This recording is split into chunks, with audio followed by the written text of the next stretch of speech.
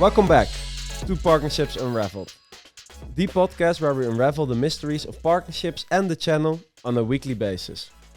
My name is Rick van der Bos and I'm the CEO and founder at Channext, and I'm here together with Alex Whitford, VP Partners at Channext. Alex, how are you doing today? Yeah, I'm doing really well. I'm wearing my favorite Mercedes hat in protest to living in the Netherlands where everyone loves Max Verstappen, so I like annoying everyone in the office, so it's a good day.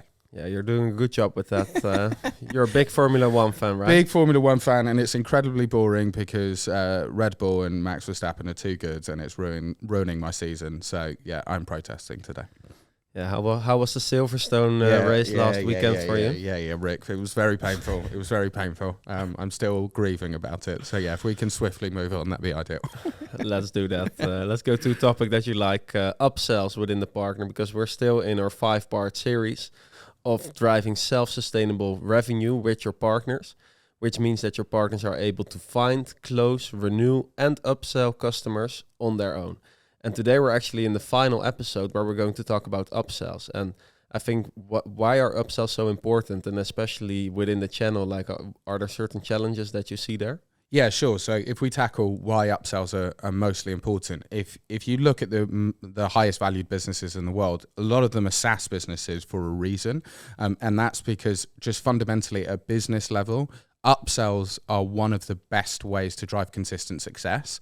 And in the SaaS world, there's lots of opportunities for upsells. So what we see is if you've got 100 AEs and they're closing new business all the time, but then you also have 100 CSMs and they're driving upsells, you've got this consistent double scaling vector where AEs bring new deals in and CSMs drive those deals and double, triple, and quadruple the value. You can grow very, very exponentially, very, very quickly.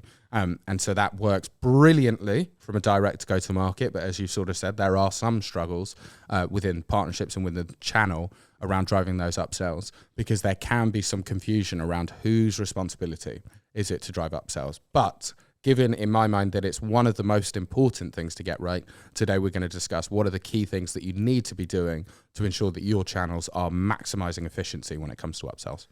Yeah, I think if you think about that, indeed, like with the net revenue retention, that's really one of the biggest drivers of valuations of companies, and also how to become successful. And it's also really like from the old-aged sales methodology, where it's like it's easier to sell to existing customers than to new customers. Well, I don't know why. Like we even tend to sometimes have the same at Channext, but I also see it everywhere in the channel. We're so focused continuously on getting new business in. Well, if you have your existing customer base, you make them very successful and you sell more to them, your customer acquisition cost is way lower as well of that extra revenue.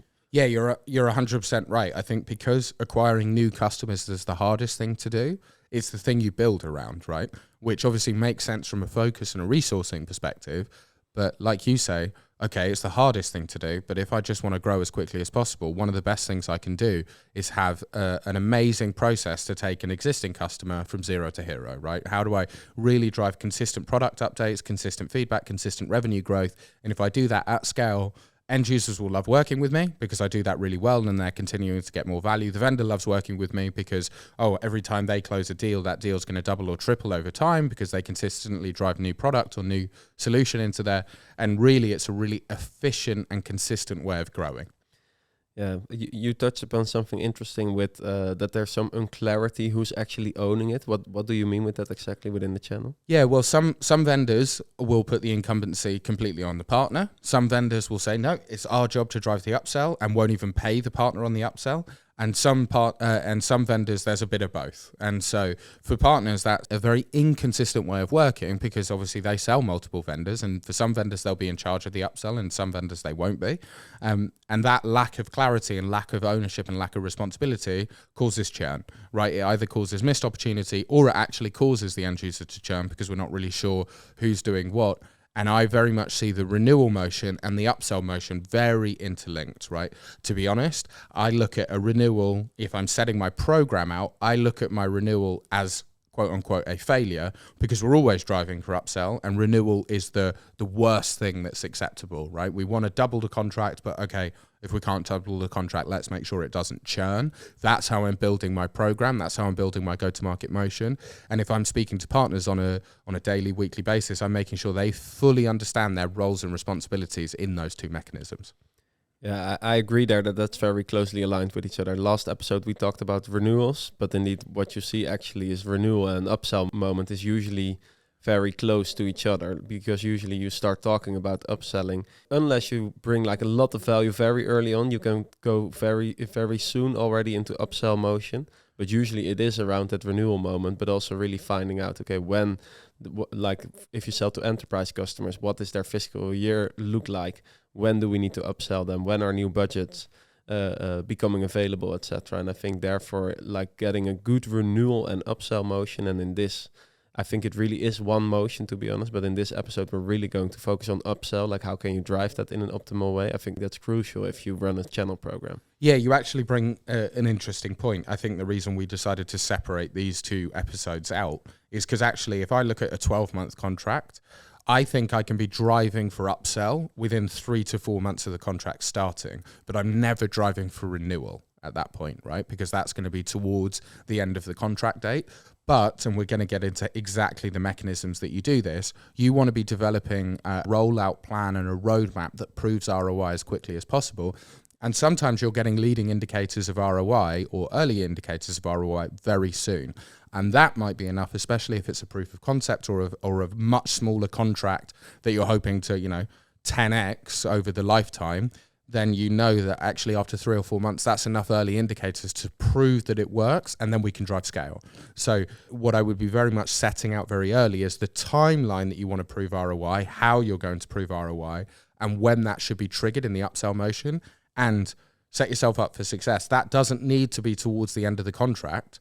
Do it as early as possible, because then you've got as much time to really trigger that upsell motion. And then if the upsell motion doesn't work, you've still got plenty of time to get that renewal in. Yeah, and I think touching upon that, I think what's crucial within the...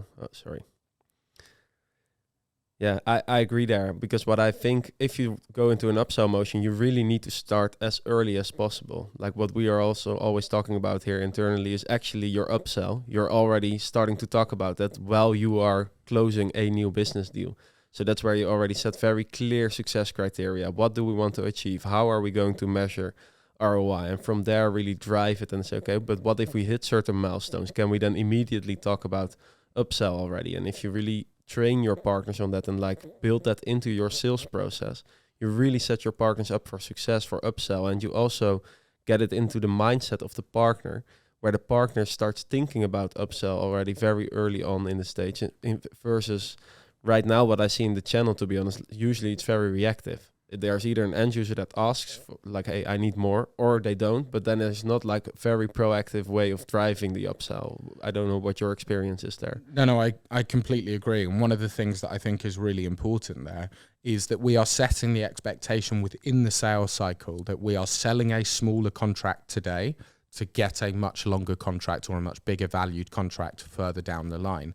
But that upsell motion only works very seamlessly if all parties understand that that's what we're doing. So we're big at Channext around, we sometimes sell regional contracts as opposed to global contracts. And I'm very big that in sales cycles, we go, look, I'm really excited to sell you this regional contract, but I'll be really honest, we're doing this so that we can prove ROI and get a global contract. And then that gets everyone baselined as to, okay, we understand that that's the motion. What's the ROI and what's the escalation process into global? That's the way you want to be educating your partners to close deals, because it makes the upsell so much easier. And what we're seeing at Channext, and what I see when it's done very well, is actually 3 months, 6 months into a 2-year contract, we're already having big upsell conversations because everyone's bought in to the ROI process. Everyone can see that the ROI is working. And so they go, well, if we're using it in one region, we should be using it globally. And then that's the motion that you want to get into very consistently, because CSMs aren't delivering value after a year. They're delivering value after 6 months. And it's so much easier, especially in SaaS, once you've got an MSA agreed and all the contractual process has been done, it's so much easier to trigger that upsell, right? And so that's the way you want to be educating your direct sales team and your channel team to be incredibly focused on driving intrinsic value very rapidly after the first contract has been agreed. Yeah, I'm just thinking like what would be really good, like if you're a channel account manager, for example, to usually like when you get a deal registration or a partner comes with an opportunity, you look at that opportunity and start working on it. but try to zoom out a little bit and try to think bigger. Like, what's the potential deal size of this full customer? Let's say you start in a business unit. How many business units are there?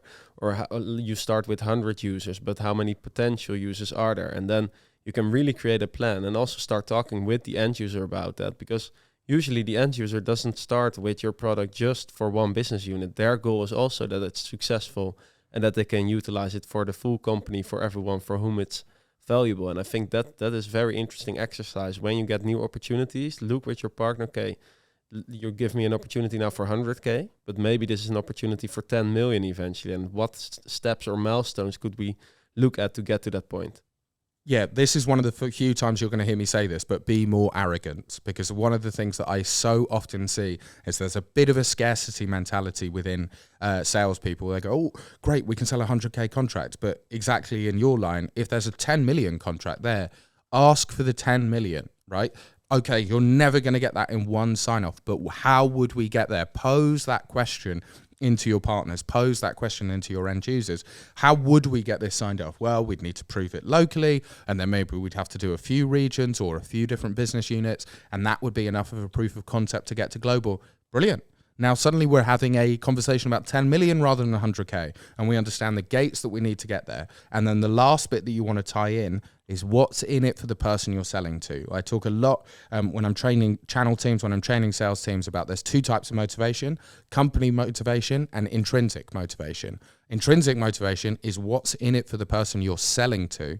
Well, if they've run a proof of concept and now it's suddenly used by the whole company and it's delivering a significant amount of ROI, that's amazing intrinsic motivation. There's probably even a promotion tied to that project. Great, now suddenly we've got the buyer at the end user really bought into making this successful and driving it globally, because while it's helpful to us, it's helpful to that individual to say, look, we rolled this out, we've saved X amount of money, or we've scaled this amount of time, or we've generated this amount of income.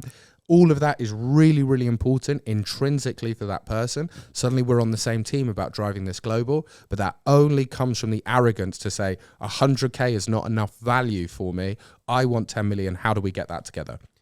Yeah, and that's something you should really ingrain into your partners as well, because they are doing a lot of those conversations, and like telling your partners that it's very exciting for partners, because they look at what potential deal size we could get to.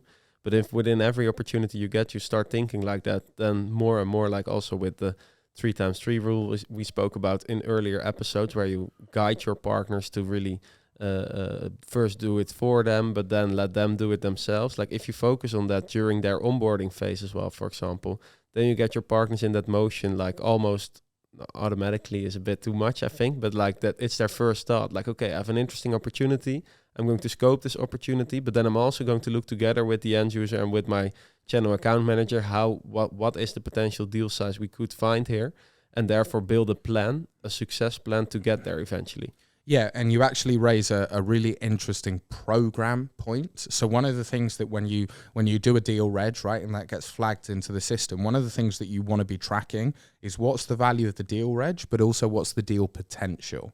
And that's a programmatic thing that you can change in Salesforce and in your partner portal, so that you understand, okay, we are selling to pick a bank locally, we're selling to HSBC locally, but actually there is a deal potential of a global deal. So while this might only be 100K and maybe not flagged to anyone, it's of such a valuable end user that it should be flagged right to the top, because this might be our entry mechanism into that customer.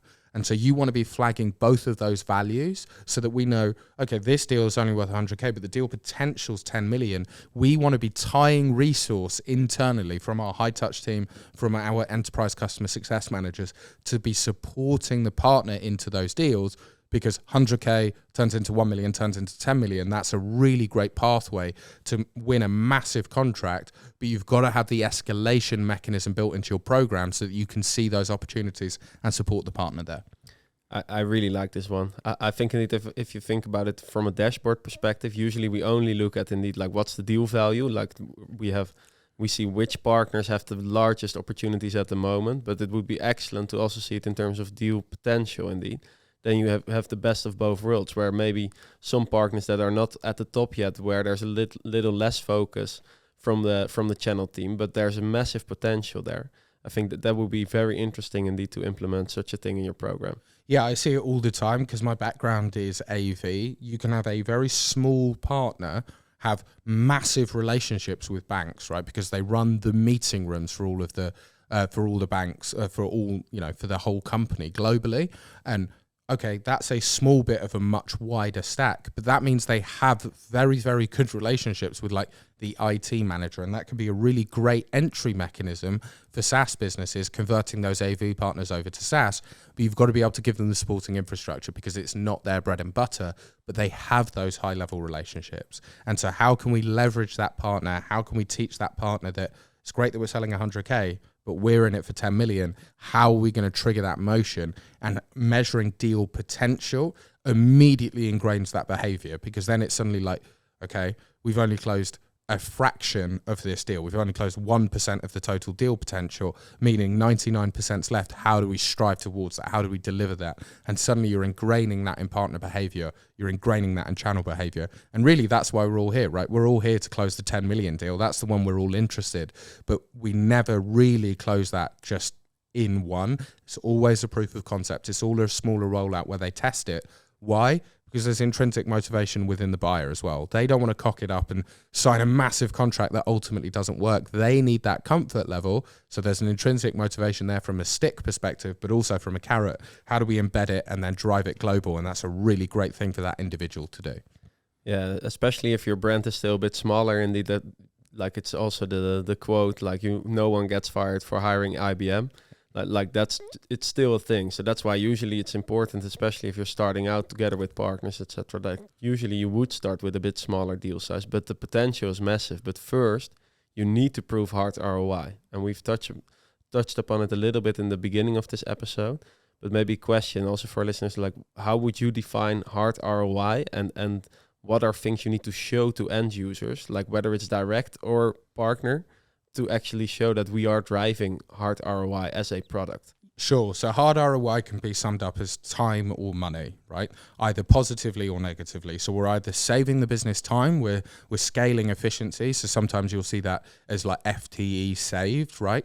Or it will be we're saving money, or we're generating more revenue than we did before. So, we sell a marketing automation tool, we deliver that into hard ROI, and we can show, partners grow faster when they use Channext than partners that don't use Channext. Excellent. Hard ROI, and it's got a dollar bill or euro or pound or whatever it is tied to it and associated.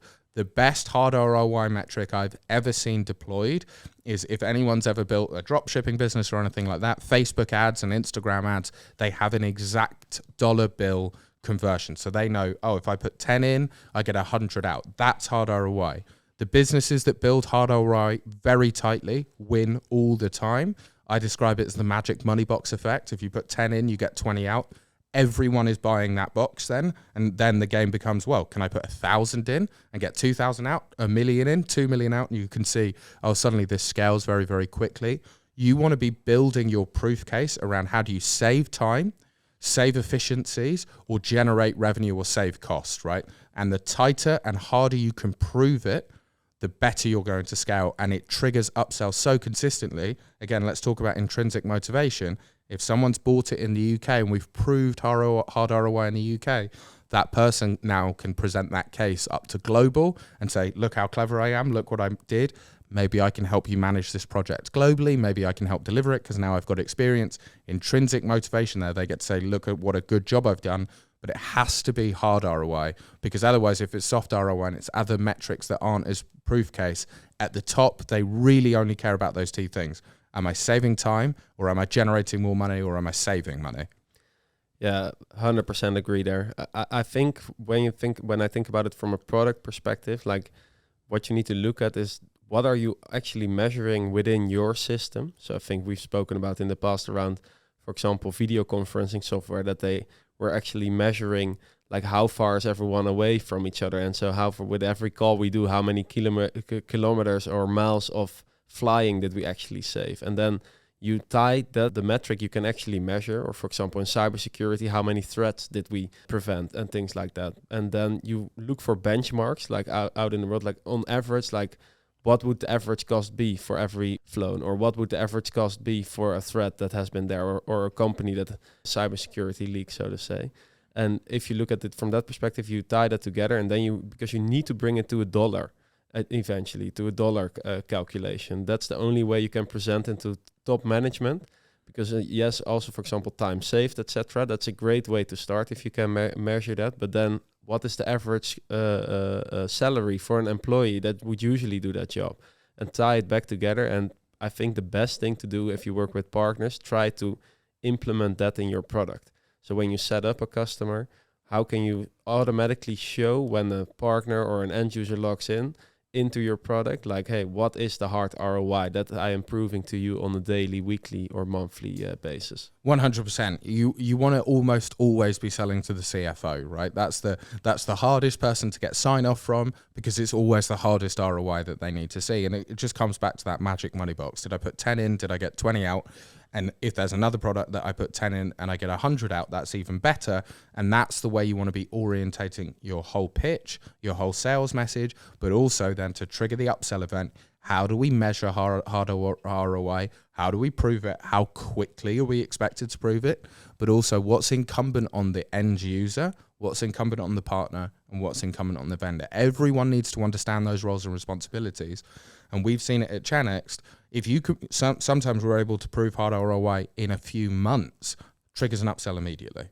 And that's what you want to be showing. You want to be driving that performance very early on, far ahead of the renewal date, because that's the motion that we want to get in, and it drives success because it creates pressure on the end user and pressure on the partner to really work towards that goal as quickly as possible. Suddenly we can take that global. Suddenly we're talking about a much bigger contract. And what's really exciting is when you've proved hard ROI, like that magic money box example, right? If I put 10 in 100, I don't put 20 in next. I put like 1,000, because we've seen it work. And that's how you go from like a UK contract to a global contract. We're able to jump into a massive upsell because we've done a small proof of concept. And that's the way you want to orientate your upsell process, that we're then going from, in that example we used earlier, that 100 grand contract to that 10 million. I might be able to get there in one step if my hard ROI is measured and proved detailed enough.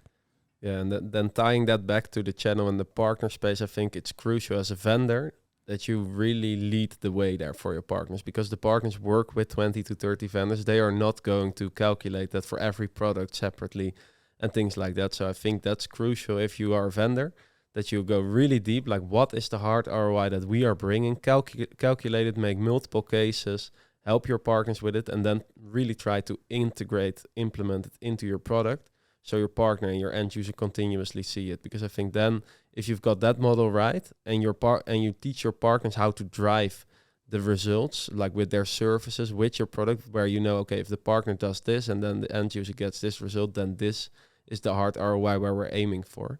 I think then you really get into the right motion with a lot more upsell success. Yeah, I completely agree. And I think you've got to embed that in early, right? So it's got to be embedded into the sales process. Where I see churn happen and where I see a lack of upsells consistently, it's because we're starting to talk about that once the contract's closed. I think in the last episode, we spoke about Slack, the Slack process to drive retention. They have a really good data to show once you send 2,000 internal Slack messages that the customer is not likely to churn. But let's just think about that from the upsell perspective. Maybe we've just deployed Slack in the US. It's a beta test. We want to see it work in the US. Okay, well, we're embedding that conversation really early. We're proving ROI in terms of efficiencies and into a dollar amount in the US. How easily would you trigger a global upsell if after 6 months you go, see, here's how much money we've saved, or here's how much money we've created because we're able to deliver product faster, or whatever the efficiencies, the ROI message that you're trying around communication efficiency, that will just go global almost immediately. But you've got to embed it into the sales cycle at the beginning. You've got to get your partners to be having the conversation around, guys, we're selling you a localized contract, or we're selling you a smaller contract, but our goal is to take this global. How do we do that? What do we need to prove? What's the timeline we need to prove? Who are the stakeholders that we need to sell to today versus in the future? How do we start nurturing those relationships early? All of that process, because the 100 grand contract is not the goal. That's a stepping stone to the 10 million contract. But you've got to be building your entire motion around the larger one, not the first one. That's why I come back to sales arrogance. 100K is not enough. How do we get to 10 million? How do I orientate my channel around that 10 million contract? Because those are the contracts that make an incremental difference to everyone's success. Yeah, I think it really starts with that and it getting them in the right mindset. And then secondly, and maybe final point to touch upon today, how do you incentivize the partners for the upsell? Because one thing is getting them excited about, okay, how do we get the deal as big as possible? But then also the partner wants to understand, of course, okay, and of the biggest deal as possible, what part of the pie is for me as a partner? What's your vision there in terms of like new business versus upsells? To me, it should be identical. Like, I find it absolutely bizarre that vendors would say, oh, no, we just want them to bring in the net and we'll do everything else. If the partner provides value in the net new deal, they will provide value in the upsell, or they should if your program is designed properly. So if your program is designed in a way that the partner needs to be involved, pay them like they should be involved. The whole point around net revenue retention is if you acquired no new customers, you would still grow. And if you design your channel to support that architecture, then ensure that they are correctly incentivized to help that process forward. Obviously, if there's no value for the partner, and we touched on this in the last episode, in the retention episode, if there's no value to the partner in the upsell, they will start to compete against you after they've helped you with that deal, because suddenly they're going, hang on, I'm not seeing any of this value. I closed 100 grand contract. Now that contract's worth 10 million and I didn't get any more. Well, I'm going to now try and sell a competing product because I know the deal potential is 10 million. How can I compete? You don't want to introduce that threat into your channel. So pay them the exact same way you would pay a net new deal versus a retention versus an upsell. There's a percentage of the value that the partner should get. Continue to drive that, but ensure that you are holding them also accountable for supporting you there, right? If suddenly they're stepping away from the deal or just handing it over, that's not the behavior you want to promote. So build a really tight alignment, ensure they're getting correctly paid for it, but ensure they're also delivering the correct amount of value to that opportunity as well. Yeah, as a vendor, you really need to have a very good view of what is the roles and responsibilities of my partner in the renewal, in the upsell, there as well. And if they are somewhat involved, like even if it's a referral partner, but they are still very much involved in service, etc., then you need to make sure that they are partly rewarded. Of course, with resell, it's the highest because then the partner is completely responsible for the upsell and the renewal.